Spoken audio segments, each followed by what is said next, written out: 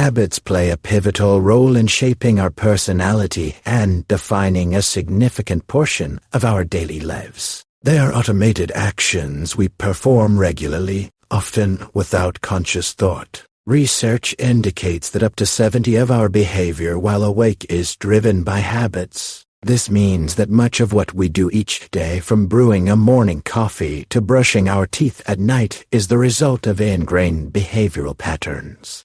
Understanding how habits are formed, maintained, or, when necessary, broken can profoundly impact the quality of our lives. The diversity of people and habits. People vary greatly in their ability to form habits. Struggling to establish one habit does not mean you face the same difficulty with another. For instance, some individuals find it easy to adopt a routine of regular exercise but struggle to maintain a healthy diet, and vice versa.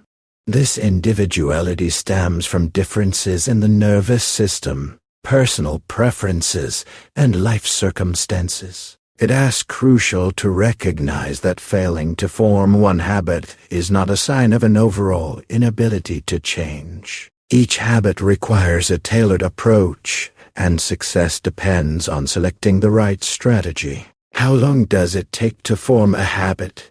How much time is needed for a habit to become automatic? This question intrigues many. Some sources claim 18 days is sufficient, while others suggest 21, 30, or even 60 days. So, what is the truth?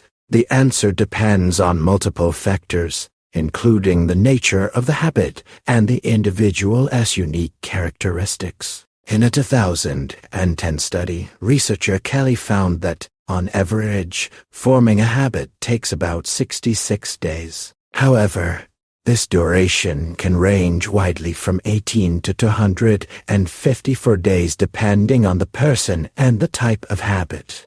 For example, the habit of drinking a glass of water in the morning may form faster than the habit of meditating regularly or running each morning. Understanding this range helps alleviate pressure and encourages a focus on gradual progress. Neuroplasticity and habit formation. My goal is to explain how scientific insights into the nervous system, particularly neuroplasticity, can be applied to forming, sustaining, and, if needed, eliminating habits. Neuroplasticity refers to the brain's ability to reorganize its neural connections in response to new experiences, learning, or repeated actions. Each repetition of a habit strengthens specific neural pathways, making the behavior more automatic. This process underpins habit formation and explains why actions that initially require effort eventually become second nature. Procedural memory, the foundation of habits. In neuroscience, memory is categorized into several types, including episodic and procedural memory. Episodic memory stores recollections of specific events, such as a birthday celebration or a recent trip. Procedural memory, on the other hand, is responsible for retaining the sequence of actions needed to perform a task. It acts like a recipe for achieving a result, whether it is cooking a meal, performing exercise routines, or following a particular route. For example, when you ride a bicycle or play a musical instrument, you rely on procedural memory. To form new habits, it is essential to actively engage procedural memory. This means not just performing an action, but consciously building a sequence of steps that, over time, becomes automatic. For instance, if you want to develop a habit of reading before bed, you might predefine the place, time, and sequence of actions. Pick up a book, settle into a chair, and turn on a lamp. Repeating this sequence strengthens the neural connections associated with the habit. Tools for forming habits. There are several scientifically backed tools that facilitate effective habit formation. Let us explore two key approaches: visualization and task bracketing. Visualization, mentally rehearsing the habit. One of the simplest and most effective ways to build a habit is through visualization. You don't need to meditate or close your eyes to use this method. Simply imagine the clear sequence of steps required to perform the new habit. For example, if you want to make espresso every morning, picture yourself walking into the kitchen, turning on the coffee machine, grinding the beans, filling the water tank, and pressing the start button. Mentally walk through each step from beginning to end. Studies show that even a single visualization session significantly increases the likelihood of consistently performing a habit. This technique works because it allows the brain to rehearse the sequence of actions, creating a neural template. Visualization is particularly useful for complex habits that involve multiple steps, such as morning exercise or preparing a healthy breakfast.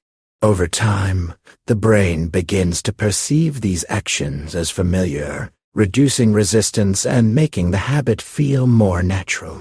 Task bracketing, the neural basis of resilient habits. The second tool, which I consider the most powerful, is called task bracketing. This approach involves neural circuits in the basal ganglia, a brain structure that regulates the execution and suppression of actions. Each person has neural circuits responsible for initiating actions and inhibiting them. Some individuals have stronger go circuits, making them prone to spontaneous actions, while others have dominant no-go circuits, which make starting new behaviors challenging.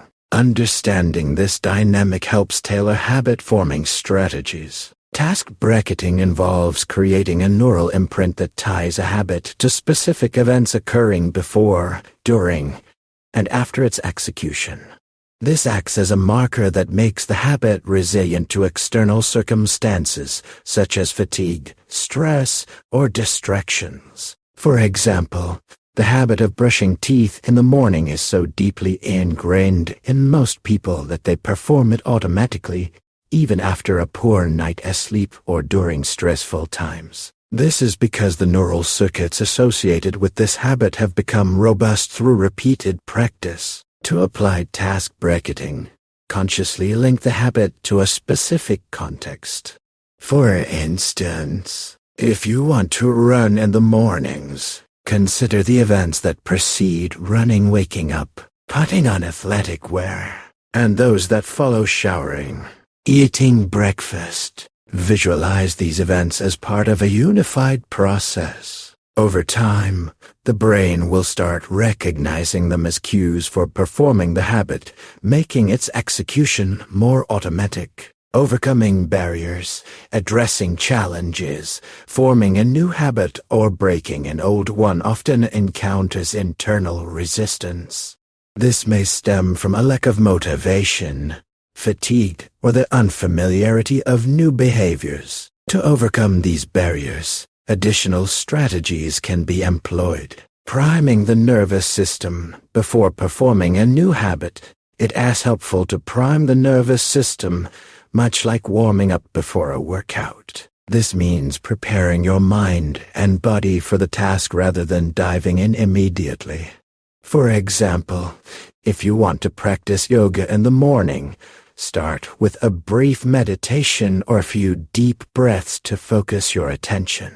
This helps the brain shift gears and reduces the likelihood of distractions. Positive anticipation. Another key strategy is positive anticipation. Instead of focusing on the challenges of a new habit, think about how you'll feel after completing it. For instance, if you're planning a morning run, imagine the surge of energy and satisfaction you'll experience afterward. It is also important to acknowledge the effort you put into the process, even if the results aren't perfect yet. Reward yourself for trying, not just for succeeding. This could be as simple as praising yourself or enjoying a favorite drink after a workout. Breaking bad habits. Eliminating bad habits is a distinct challenge that requires a specialized approach. The key to success lies in intercepting the sequence of events leading to the unwanted behavior and replacing it with a new, beneficial action. The moment immediately following the execution of a bad habit is a unique opportunity to introduce adaptive behavior. Behavior replacement. Consider this example. Suppose you want to stop reflexively checking your phone during work. Each time you catch yourself doing it, acknowledge the action and immediately replace it with something productive. For instance, put the phone down and drink a glass of water, take a few deep breaths, or write down one task you need to complete. This approach has two effects. First, it begins to associate the bad habit with a new, positive action, gradually weakening the neural circuits tied to the undesirable behavior. Second, it helps form a new habit that can eventually replace the old one. Awareness and temporal disruption. It is also critical to create a temporal disruption between the bad habit and the new behavior. For example, if you notice you've grabbed your phone, don't just return to work, deliberately perform a different action, such as a quick stretch. This helps the brain recognize that you've just done something undesirable and create space for the new behavior. Over time, you'll start noticing when you're about to perform the bad habit before you act, giving you a chance to stop. To make these concepts more concrete, let us explore a few examples. Example 1. Morning exercise. Suppose you want to build a habit of doing a morning workout. Start with visualization. Imagine waking up, putting on workout clothes, rolling out a yoga mat, and performing your exercises. Think about how you'll feel afterward, energized and accomplished. Next, use task bracketing. Tie the workout to your morning routine, such as brushing your teeth or making coffee. Finally, reward yourself for your efforts, even if the workout was brief. This could be a cup of your favorite tea or a few minutes relaxing outdoors. Example 2. Overcoming procrastination. If you frequently procrastinate, begin by recognizing the moments when you get distracted. For instance, if you start scrolling through social media instead of working, as soon as you catch yourself, put the phone down and do something productive, like writing one sentence for your task or doing 5 squats. This action not only interrupts procrastination, but also helps build a new habit tied to productivity. Long-term benefits. Forming new habits and breaking bad ones is more than just changing behavior. It is a way to enhance your quality of life. Habits like regular exercise, healthy eating, or reading become integral parts of your identity over time. They help you feel more confident, healthier, and productive. Moreover, the process of working on habits teaches discipline, mindfulness, and patience, qualities that are valuable in every area of life. Conclusion: habits are a powerful tool that can either limit or expand our potential. By understanding how the nervous system works and applying techniques like visualization, task bracketing, and behavior replacement, we can consciously build new habits and eliminate old ones. The key is to be patient and consistent. Even small steps, taken regularly, led to significant changes over time. Start small, experiment with different approaches, and watch as your habits begin to work for you, not against you.